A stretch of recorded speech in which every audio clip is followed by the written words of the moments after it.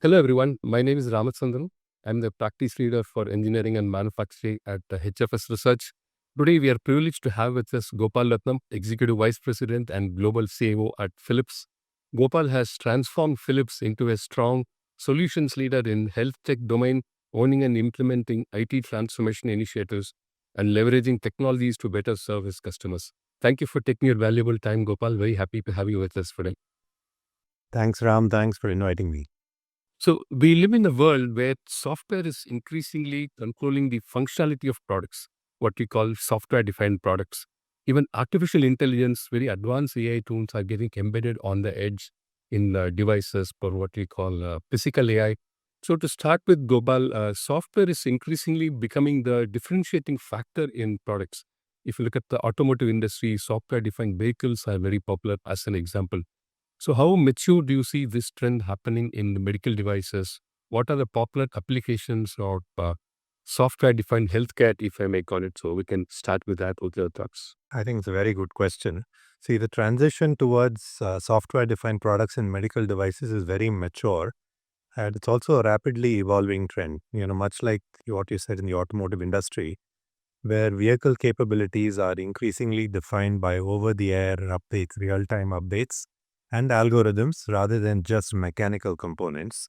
The medical field has adopted a regulatory and operational framework that is known as software as a medical device, so SAMD. And so, what has happened here is the industry has moved beyond the early adopter phase. And if you look at examples where the maturity of this trend can be confirmed, we establish regulatory frameworks of global bodies like the FDA in the US or EMA in Europe. They have established specific rigorous guidelines or SAMD.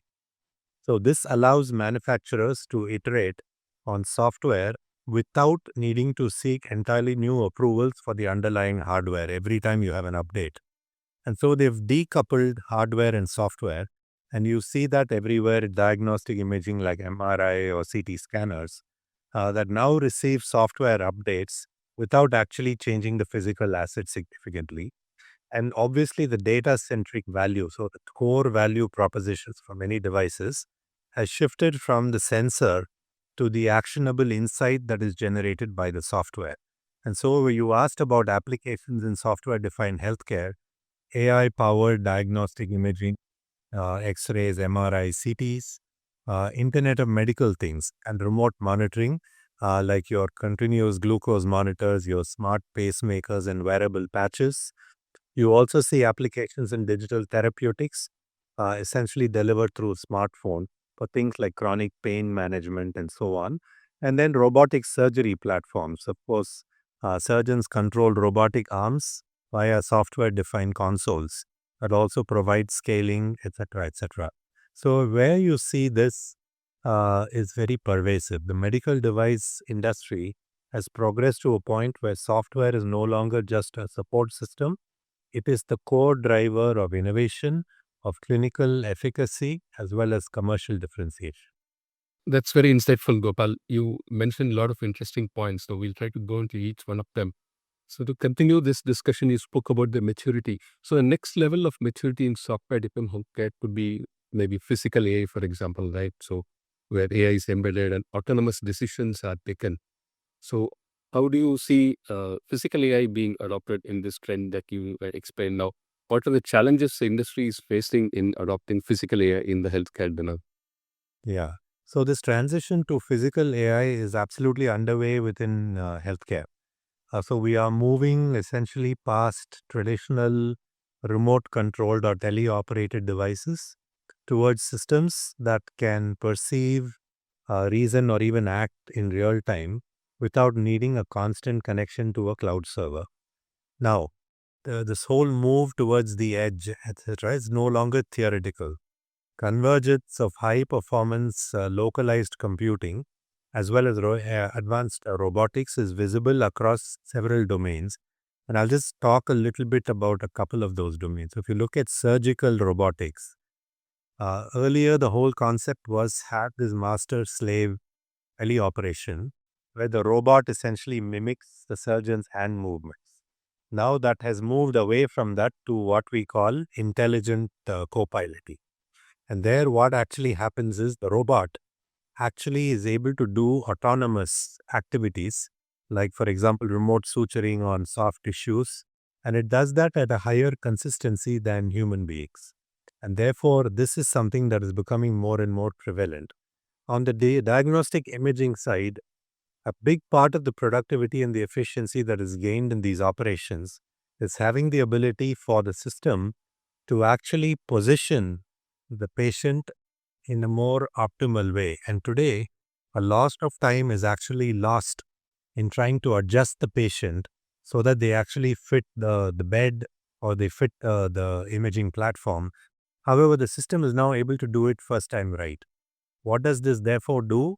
It reduces the amount of time needed to actually do the imaging. It compensates for patient movement as well as the nuances of the anatomy of the patient in order to deliver the highest quality image without needing a technician to guide every little aspect of it. However, you asked about the challenges. While the potential is huge, implementing physical AI is significantly harder in medical and healthcare than other sectors simply because we have a zero error requirement. Now, the edge problem requires significant amount of compute. It also requires a sizable amount of power consumption. You cannot have any latency at all because a delay of milliseconds can be catastrophic. At the same time, try telling the regulatory body that you have a black box model. It's very difficult to get approval for something like that because the environment is very, very dynamic. Ethics and liability also play a very critical role. If the autonomous device makes a surgical error, who is legally responsible? Is it surgeon who turned on the device? Or is it the hospital which provides the infrastructure for this? Or is it the software vendor who's provided the algorithm? So this ambiguity in liability is a major hurdle for widespread adoption. At the same time, anytime you're operating on the edge, there are issues around security. What is the probability that something might be hacked? Is it actually a bed for cyber attacks and so on?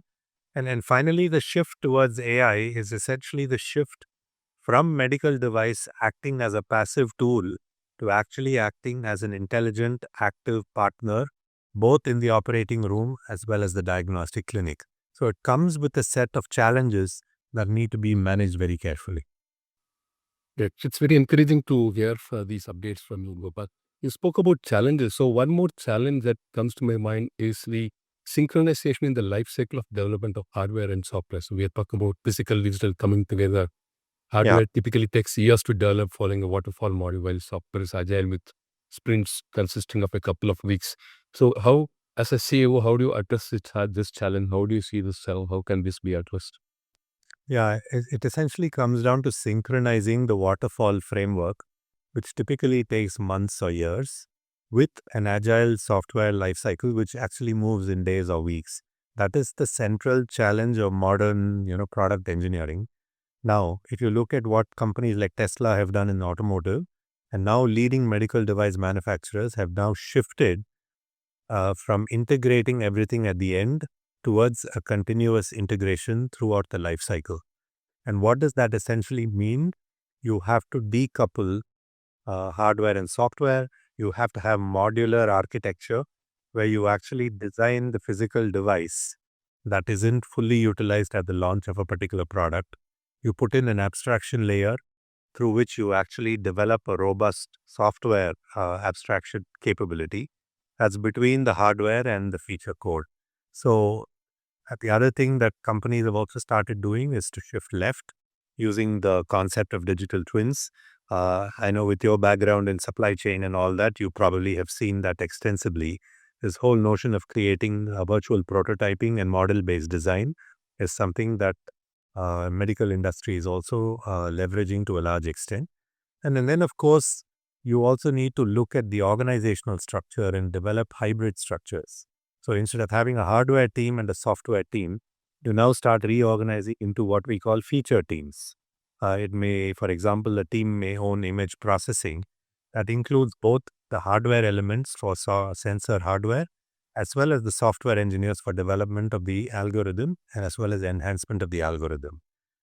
Ultimately, you also have to have regulatory sandboxes, which obviously in the medical field is very, very important in order to deliver on compliance. So, what regulatory bodies are doing is allowing manufacturers to submit plans for how they will actually not only update the hardware, but also the software over time. So, fundamentally, this requires bringing in both the hardware and the software teams into one continuous integration kind of a mindset. So again, how do you see the importance of verification and validation that plays such a big role? It's a big cost component in the overall product lifecycle development. How do you use AI to make it better? Because innovation can happen at a very rapid pace. And Yeah. like BYD, for example, I heard they've started sending 200 over-the-air upgrades in a year. That's a very high frequency. So how do we see the role of verification and validation, and who's liable for any mishap that happens before such any update? Yeah, I think in the medical device and in the healthcare industry, verification and validation is fundamental, right? I mean, it is obviously the make or break thing here, simply because the standard for verification and validation has to remain at medical grade. What do we mean by medical grade? Top of the line in terms of quality. You simply cannot move fast and break things because you're talking about people's lives here. And therefore, verification and validation is not just a tick of the box, it is the fundamental safety contract with the patient. And as a result, it's not just about meeting design specs. You really have to think through life cycle management and this constant pursuit of continuous improvement. V&V, as we call it, remains the most important factor in all this. If you accelerate updates without accelerating the validation process, you're not being agile, you're actually being reckless. Therefore, the goal is to actually move from a very manual, document heavy verification and validation towards a paradigm of continuous compliance where it's actually completely baked into the code, not bolted on as an afterthought at the end. However, what what does this really do in order to address the testing challenge here? You've got to essentially do automated edge ACE generation. You have to do predictive regression testing. You've got to do self-healing test scripts, so on. And it's not just about the AI tool generating your safety tests. You need to be able to prove to regulators that the AI itself is very reliable and free of bias. And you talked earlier about who actually bears the risk in all of this. The world is moving towards more of a shared responsibility model. When a black box AI makes a decision, the legal battle will target multiple layers. So everybody has a stake in this.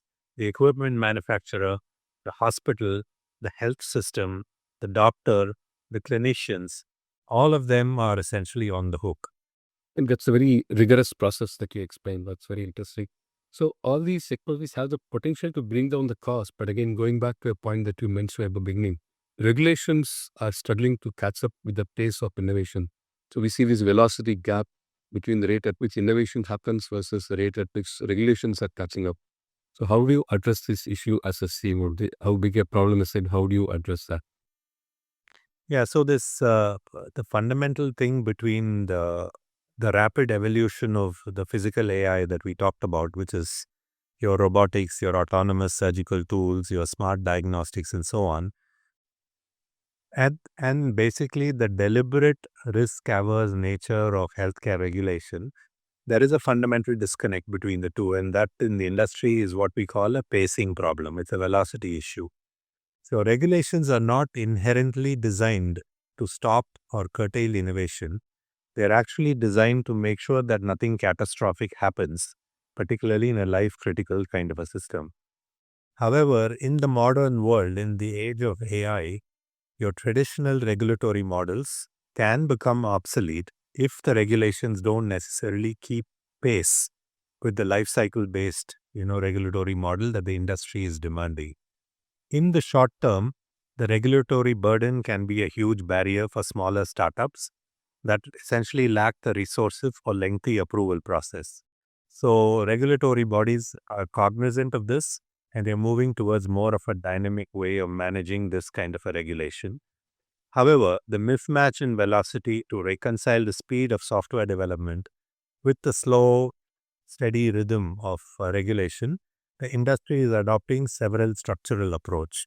I think one approach which is most common that you actually see is what they call a predetermined change control plan, or a PCCP. So instead of requiring a new regulatory submission every time a software update is released, manufacturers can now submit a PCCP, which essentially outlines the types of modifications that they plan to make and the protocols for validating them, instead of actually doing a big bang kind of an approach. Uh, Regulators are also increasingly accepting regulatory sandboxes, which are controlled environments where novel AI methodologies can be used under close supervision and observation that can provide some temporary relief. And the other thing that they're also doing is they also recognize that international standards and harmonizing the international standards between the various geographies can also help organizations move faster in their go-to-market kind of an approach. So, in your one of your earlier podcasts, you spoke about the importance of data, Gopal. So, Yeah. healthcare industry again has fragmented systems. There are privacy issues. So, all these technologies are there. The hardware is there. The software is there. But data plays a critical role. So, do you see that as a challenge? How do you address this challenge? How can the quality of data be made better for better impact from the AI and physical AI? Yeah. So I think if you think about it at a holistic level, the bottleneck in all of this is really not the technology. I really think we have enough capabilities and technologies between compute and sensors and algorithms to actually build amazing things right now. A fundamental bottleneck that holds everybody back is because of three elements here. And the first one is really the governance gap. We talked about regulatory frameworks. The regulatory frameworks generally are designed for static devices, not things that keep evolving. And the second thing, of course, is the technical legacy, which really comes from the fact that healthcare as an industry has a number of data silos and the lack of interoperability between systems. So, healthcare data today is trapped in proprietary legal EHR kind of systems that don't necessarily talk easily with one another. The data doesn't really flow easily from one system to another. And you've heard of this term saying that data needs to be liquid. What it essentially means is for data to flow seamlessly between devices and clinics, between patients and clinics, between one device and another device, etc. And if the data doesn't flow, the AI that uses that data will always be trained on incomplete data or biased data or fragmented data sets. And therefore, you don't really see the full power of all this in the decisions that you make. And then finally, the friction point is the human element, which is very, very underestimated at this particular point in time. Uh, Between the model performance or the AI performance and the clinical trust of the specialist, there is still a gap. If the practitioner does not trust the AI to assist them in a procedure, the technology simply will not be used, however advanced the technology may be. At the end of the day, therefore, it's not one or the other, it's the orchestration problem between these three elements.